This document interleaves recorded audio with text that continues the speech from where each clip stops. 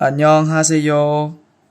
어디서 뭘 하고 다니는지 처음엔 궁금하기도 했지만 어느 순간부터는 저도 포기하며 생각도 안 하고 지냈었어요.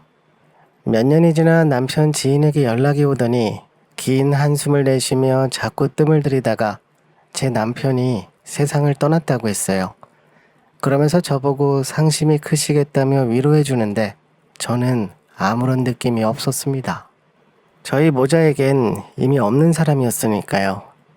제가 그동안 걸어온 인생의 길은 산길이면 늘 비탈질 언덕이었고 물길이면 어김없이 굽이쳐 있었습니다.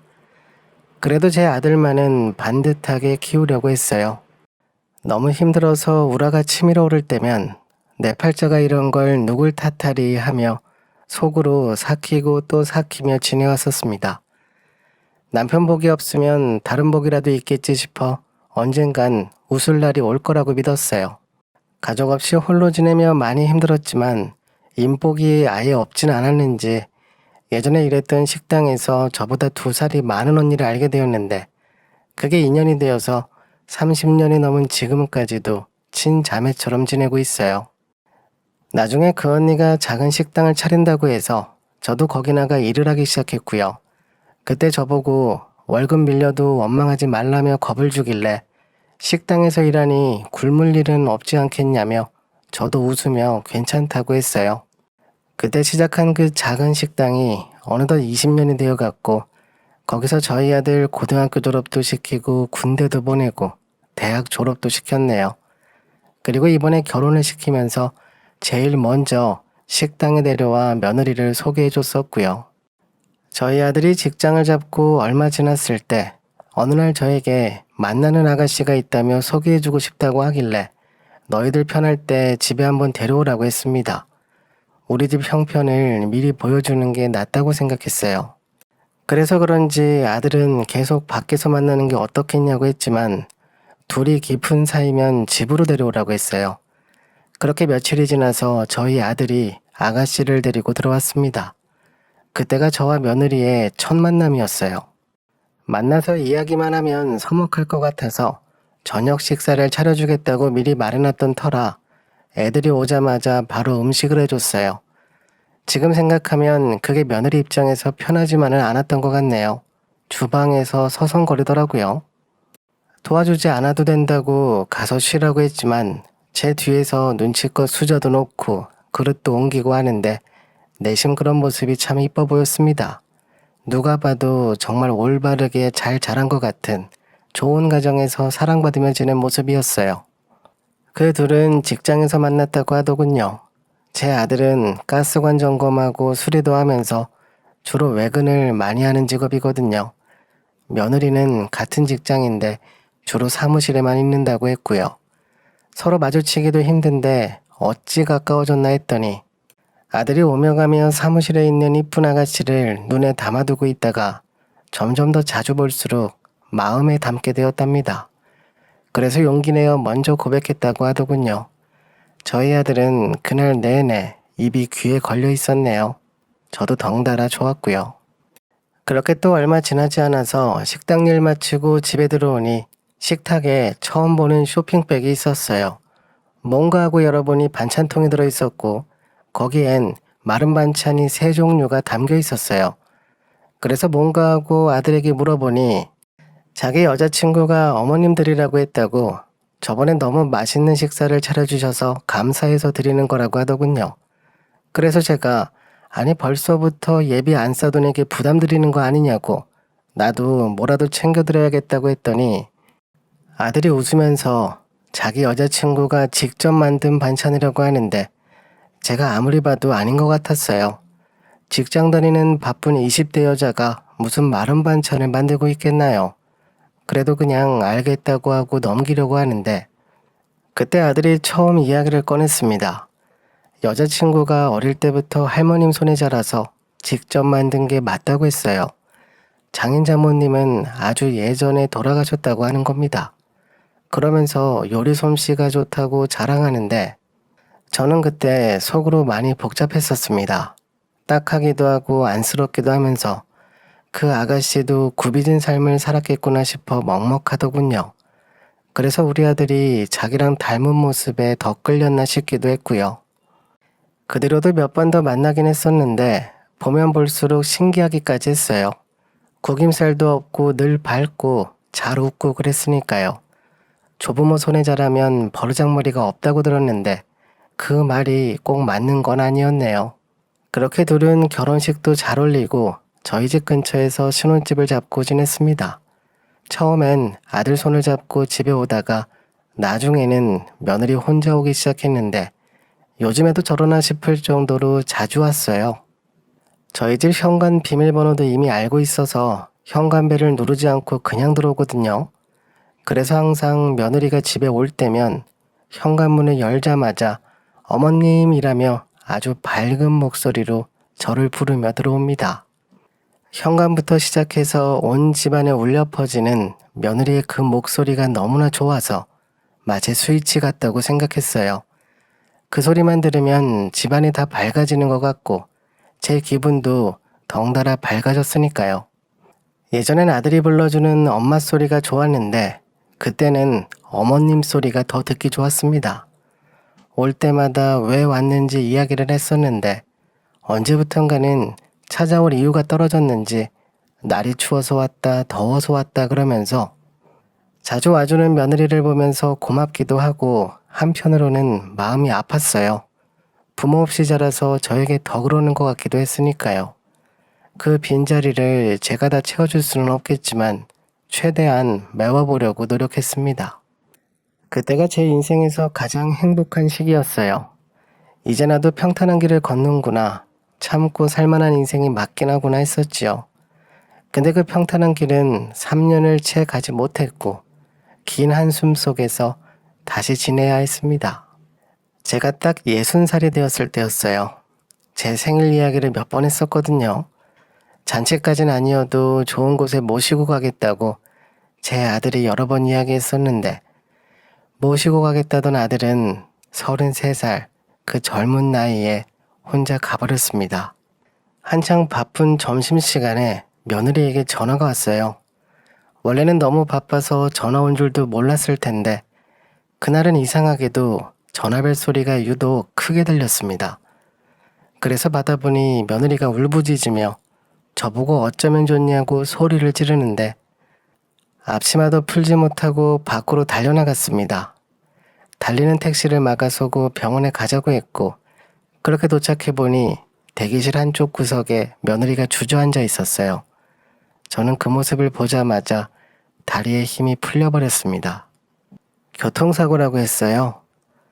우리 아들이 돈 아낀다며 작은 중고차를 하나 샀었는데 그게 문제였는지 상대 운전자는 생채기 하나 없이 멀쩡한데 우리 아들만 크게 다쳤습니다. 그리고 하루를 채 못 버티고 두 여자만 남겨놓고 떠나버렸어요. 장례를 어찌 치렀는지 누가 와줬는지 아무것도 기억나는 게 없습니다. 그날 이후로 모든 기억이 드문드문 나네요. 하늘이 무너진다는 표현도 부족하고 가슴이 찢어진다는 말도 부족했어요. 그냥 거기서 모든 게 다 끝났다고 생각했습니다. 아무리 대충 산다고 해도 저마다 마음속에 사는 이유가 있을 거 아닌가요? 그땐 그런 게 전혀 없었어요. 주변에 누가 나를 위로해주던 귀에 들어오지 않았고 보이지도 않았습니다. 그때부터 저는 집에만 있었어요. 물 한 모금 안 마시고 누워만 있었습니다.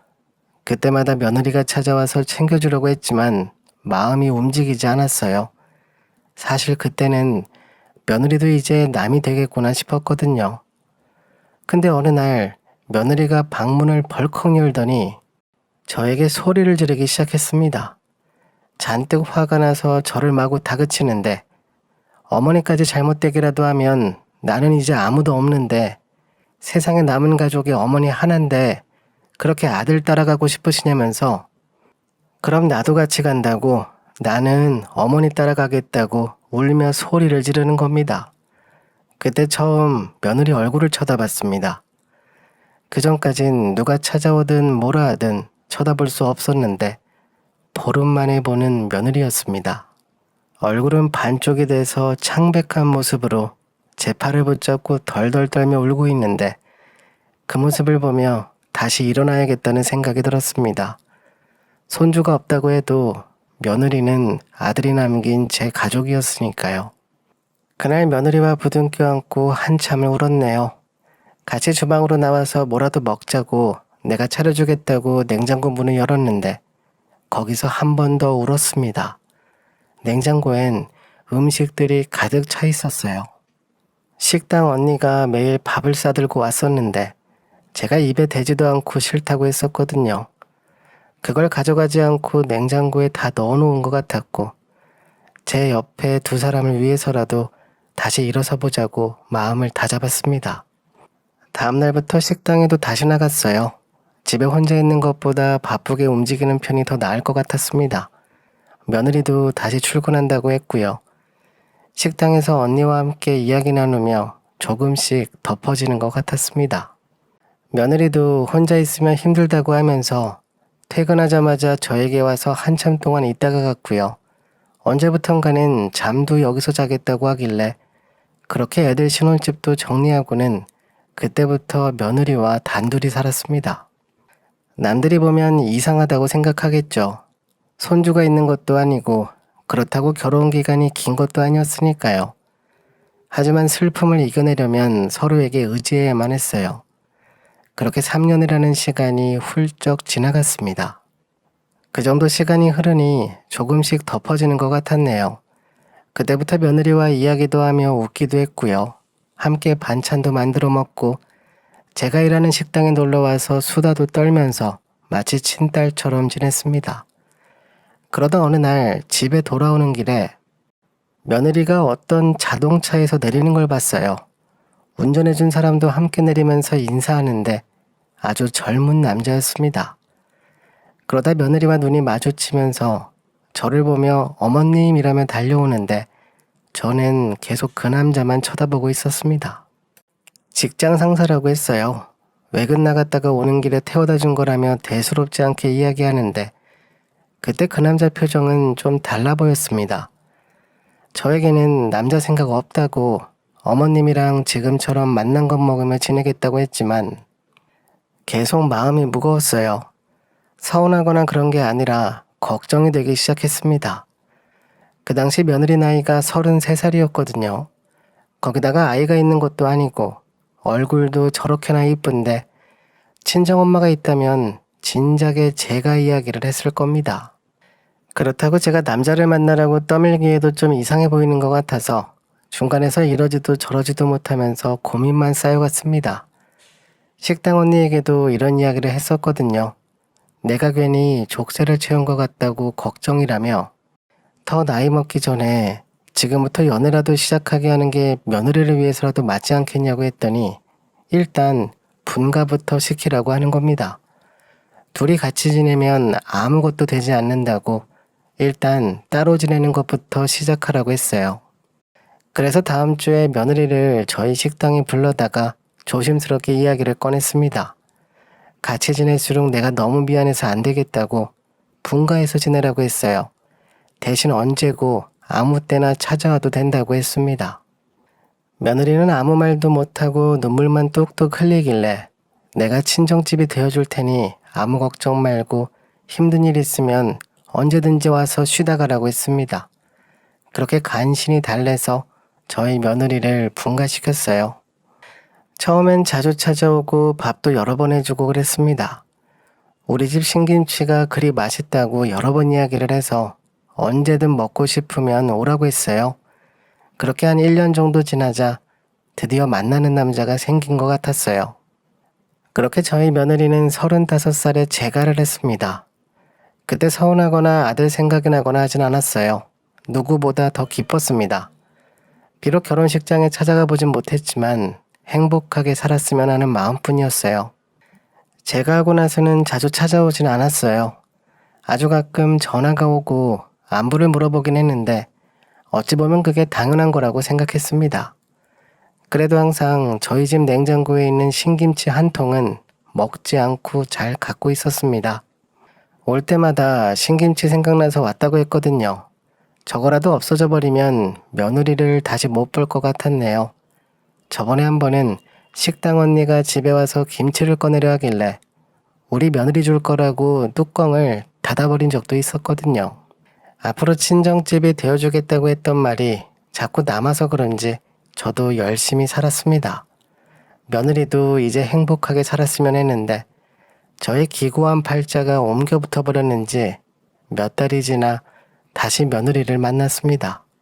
자정이 넘은 시간에 현관문이 갑자기 열리더니 익숙한 목소리가 들렸어요. 저는 환청인가 싶어 그냥 누워 있었는데 다시 또 저를 부르는 소리가 들렸어요. 그래서 밖으로 나가보니 거기엔 며느리가 큰 가방을 들고 서 있었습니다.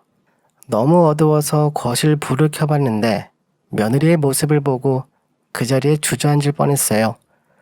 얼굴 한쪽이 잔뜩 부어서 팔과 다리에는 멍자국이 있었고요. 얼마나 울었는지 눈이 퉁퉁 부어서 저를 보자마자 달려와 안기는데 대체 이게 무슨 일이냐고 했어요. 몰골이 왜 그 모양이냐고 누가 그랬냐고 했습니다. 그날 잠 한숨 못 자고 며느리 이야기를 들었습니다. 새로 결혼한 남자가 술만 먹으면 다른 사람이 된다고 못 견디겠다고 했어요. 평소엔 너무 천사 같은 남자라 오랜 고민 끝에 제가 하기로 했었는데 이렇게 다른 모습으로 변할 줄은 꿈에도 몰랐다면서 제 손을 잡고 하염없이 울기 시작했습니다. 저도 그 모습을 보니 가슴이 찢어질 듯 아팠고요. 다른 상처가 있나 싶어서 며느리를 꼼꼼히 살펴보는데 예전과 많이 달라 보였어요. 배가 살짝 불러 있어서 정말 설마 했는데 역시나 임신을 했다고 하더군요. 그 이야기까지 들으니 이젠 가슴이 무너지는 것 같았습니다. 그래서 참고 살았다고 하네요. 아이가 생겨서 아이 때문에 도망치지 않았다고 하는데 요즘 세상에도 저리 답답한 여자가 있나 싶어서 왜 바보같이 참았냐고 소리를 치고 싶었지만 주눅든 모습을 보니 아무 말도 할 수 없었네요. 다음날 집에 혼자 두기 걱정돼서 함께 식당에 나갔어요. 옆에서 보니 전화기가 쉴 새 없이 울리는 것 같더군요. 아마 남편이 연락했겠죠. 며느리는 무시하고 전화를 피하는 것 같다가 얼마 뒤 걸려온 전화는 덥석 받는 겁니다. 전화기 너머 들려오는 소리를 들어보니 여자 목소리였어요. 고래고래 소리를 지르고 있었고 제 느낌에 새로 생긴 시어머니인 것 같았네요. 전화를 끊고 잔뜩 풀이 죽어 있길래 누구냐고 물어보니 역시나 제 예상이 맞았어요. 다시 집에 돌아가야 할 것 같다고 하길래 제가 말렸습니다. 그런 몹쓸 짓을 해놓고 사과도 없이 돌아오라고 하냐고 여기 주소를 알려주라고 했어요. 그렇게 몇 번 더 전화가 오더니 결국 그날 밤 저희 가게를 찾아왔어요. 어떤 젊은 남자랑 나이 많은 여자가 식당에 들어오길래 보자마자 단번에 알 수 있었습니다. 그 나이 많은 여자는 오자마자 제 며느리 손을 잡으며 빨리 돌아가자고 취해서 살짝 부딪힌 걸 갖고 집 밖으로 나가냐며 호통을 치더군요. 그때 너무 열이 받아서 제가 소리를 질렀습니다. 멍자국 안 보이냐고 신고해도 속이 시원치 않을 판에 그딴 소리를 뱉냐고 난리를 쳤어요. 그러자 저보고 누군데 남의 집안일에 신경을 쓰냐고 하길래 제가 홧김에 엄마라고 했어요. 엄마는 무슨 엄마냐고 부모 없이 자란 거 아는데 저보고 거짓말하지 말라면 난리를 쳤고 그때 너무 화가 나서 저도 막 소리를 질렀어요. 그러자 옆에서 며느리가 저보고 어머님이라고 하는데 그때 충격적인 소리를 들었습니다. 그 죽었다던 전 남편 엄마였냐면서 오지랖도 참 대단하다며 제 앞에서 비아냥거리는데 아들 이야기가 나오자 온몸이 굳어버리면서 아무 말도 할 수 없었습니다. 그러자 뒤에 있던 식당 언니가 소리를 지르며 달려나왔어요. 저런 싸가지 없는 시애미 몇 명 때문에 멀쩡한 시어머니까지 싸잡아 욕먹는 거라고 몽둥이가 약이라고 하면서 대걸레를 들고 나오는 겁니다. 그러자 당신은 누군데 남의 집안일에 껴드냐고 이번에도 소리를 쳤고 식당 언니는 고래고래 소리를 지르며 내가 누구긴 큰엄마다 라며 당장 나가라고 신고하겠다며 난리를 쳤어요. 결국 두 모자는 쫓겨나듯 나가버렸고 식당에 남아서 한참 동안 이야기를 나눴어요. 그렇게 저희 며느리는 이혼하기로 결정했습니다. 처음엔 저도 도와줄 방법이 없어서 막막했는데 식당 언니 이야기를 들어보니 나름 저희도 인맥이 넓더라고요. 한자리에서 20년 가까이 식당을 운영하면서 단골 손님이 많았으니까요. 식당 언니는 이곳저곳에 전화를 돌리며 사람들을 소개해줬고 경찰에 신고도 하고 태어나 처음 변호사라는 사람도 만나보면서 정말 많은 도움을 받을 수 있었습니다. 소송까지 걸어버리자 그쪽 집에서도 당황했는지 얼마 뒤에 저희 식당에 찾아와서 한 번만 용서해달라고 사정사정 하더군요. 뱃속에 아이를 봐서 이번만 넘어가달라고 하는데 옆에서 제가 말 같지도 않은 소리 하지 말라고 태어날 아이 때문이라도 더더욱 갈라놔야 한다고 했어요. 나중에 들어보니 예전에도 그 남자가 술 문제로 결혼한 지 1년도 지나지 않아 이혼당했었다고 하더군요. 그 술버릇이 아직까지 고쳐지지 않은 것 같다고 하는데 그건 죽을 때까지 못 고치죠. 하루라도 빨리 이혼시키는 게 맞았네요. 그렇게 며느리는 다시 저희 집으로 데려왔습니다. 이번에 소송을 진행하면서 며느리는 직장까지 그만둬야 했거든요. 그 남자랑 같은 직장이라 소문이 돌아버려서 당연히 그 남자는 얼마 뒤 퇴사 처리되었고요. 그러면서 같이 그만뒀다네요. 어차피 아이 낳으면 직장 옮길 생각이었다며 괜찮다고 이야기하는데 아마 주변 시선 때문에 그만둔 것 같았습니다.